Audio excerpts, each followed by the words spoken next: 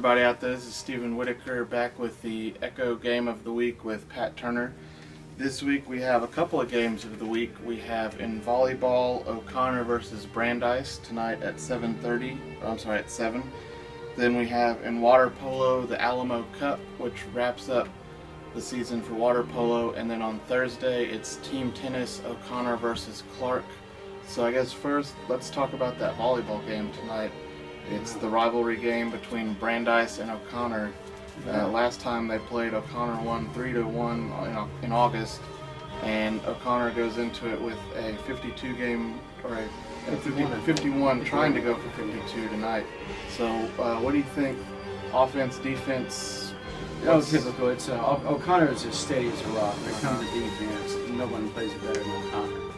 But Brandeis has come a long way since that August. I've watched them; they've improved steadily. They're looking pretty good right now. The way Brandon was very impressive. And they feel like they got their confidence now. They're playing really good offensively, and their defense is showing up. But it's going to take a while to get it. It's going to take some doing to get against OConnor because they got that tradition, and they also have that exceptional defense. Yeah. So then we have on Friday and Saturday we have the Alamo Cup in water polo, and that's going to have a lot of the area teams in it, like OConnor, Brandeis. Right. And what do you think?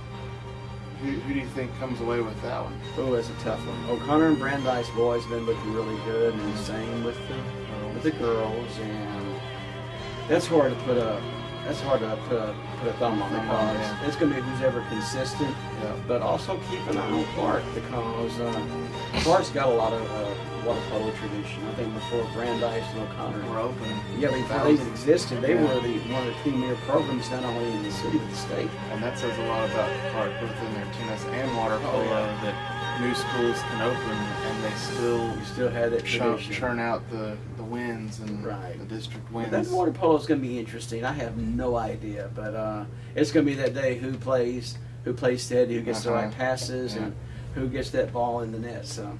Well, that has been our Game of the Week look for volleyball, tennis, and water polo. Check back in a few minutes as we preview the beginning of zone play in district football. This has been the Echo Game of the Week. I am Stephen Whitaker with Pat Turner. Welcome back to Echo's Game of the Week. We have already previewed volleyball, tennis, and water polo, and now we get into the big games on Friday and Saturday. That's the start of zone football play. And this week so since there's a 10-team district, they're split into two zones of 5 teams. So each week there will be 2 teams on bye, one from each zone. From zone A, the team on bye is Warren, and from zone B, the team on bye is Brandeis. So let's start with the Friday games. We have Clark versus Holmes at Gustafson, and OConnor versus Marshall at Ferris. So which of those do you think is going to be the better game, or which one intrigues you the most? I'm impressed with OConnor right now. They're looking really, really good. They play some very good people in non-district, but they need to start quicker. The past 2 games, they've had kind of slow starts. They got them in a hole. They came back and rallied, but that's something you can come back and rally easier against Johnson and Jay than you can against Brandeis or Clark. Or people like, and eventually he's going to catch up with you. You can't rely on that. I know Coach Molesky's been talking to him about that, knowing him. So. And then the other game Friday is Clark versus Holmes. How do you see that one going?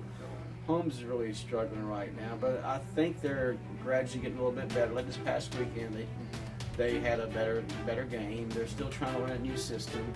And Clark has been really inconsistent the past 2 or 3 weeks. But Coach McGee does a good job of getting them ready for once district gets here, and I think they'll be fine. So then on Saturday we have a couple of homecoming games. We have Jay's homecoming versus Stevens at Gustafson, and then Brennan's homecoming game against Taft at Ferris. And Brennan will enter that game at 4-0. So let's talk about Brennan Taft first. What do you think? Brennan's looking really good right now. They've proven that they can play in 6A. Very impressed with Brennan. But Look what Trent did last week. They took Brandeis to the lemons. Better watch out for the Raiders. Better come to play because They're sneaking up. they're really improved and they're playing well right now. And Stevens versus Jay. Wow. There's going to be no defense in that There's one. going to be now. Stevens did play very good defense against Clark. Yeah. But watch for the offensive fireworks because Stevens has to take care of Moses Reynolds. But look what Stevens has done offensively. And Jay's got to look out for Bobby Right. Chacon. Exactly, because So- Chacon and his list of receivers, they've got 51 points in the past two games. It's impressive work. It So is. it's going to be a defense. Whoever plays defense will win that game. Team that makes the last Yeah. stop. What do you like this zone play? Compared to other ways of district I've seen, it's not the worst way you could do a district. No. We'd already be in the third or fourth week, and look what back in our neck of the woods. East Texas. Yeah, one year, in a 3A district, every game was a district game, and You lost the first game of the year. and that was only one team win. Back in the old days. You were pretty much not very old days. And then when I was growing up in Lufkin, we had the 4-team district with the 2 Tylers and Longview, where you played each team twice for a 6-game district schedule. Now that's what I'd really like to do. Like that'd be like playing Brennan every 3 weeks because you play every 3 weeks. Yeah. How was that to play Lufkin to play Longview or every Tyler Lee? That was. The good thing is they stopped doing that by the time I got to high school, but that was my junior high years, and so even like when we played their junior highs, it was every few weeks. That's a grind. So I think they have it pretty well. I think whoever came, I think it was Stan Lane, came up with the zone idea. Was brilliant. That was a great idea. These people got to play different teams in non-district. Not just one team and then your district schedule starts. I mean, Warren got to play Abilene. I mean, they wouldn't see Abilene. Holmes got to go to Hutto. Yeah. I mean, you will never see these people. And O'Connor played Steel. Yeah. And those matches usually don't happen unless you go to the playoffs.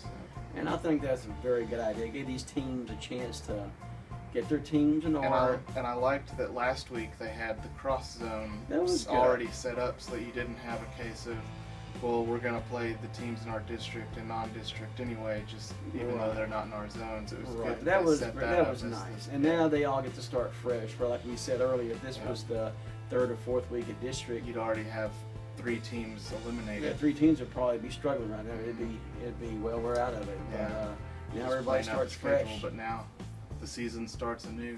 It's going to be a good one. And that is the Echo Game of the Week for this week. I am Stephen Whitaker with Pat Turner. Join us again next week when we'll have more football and more volleyball. Thank you all.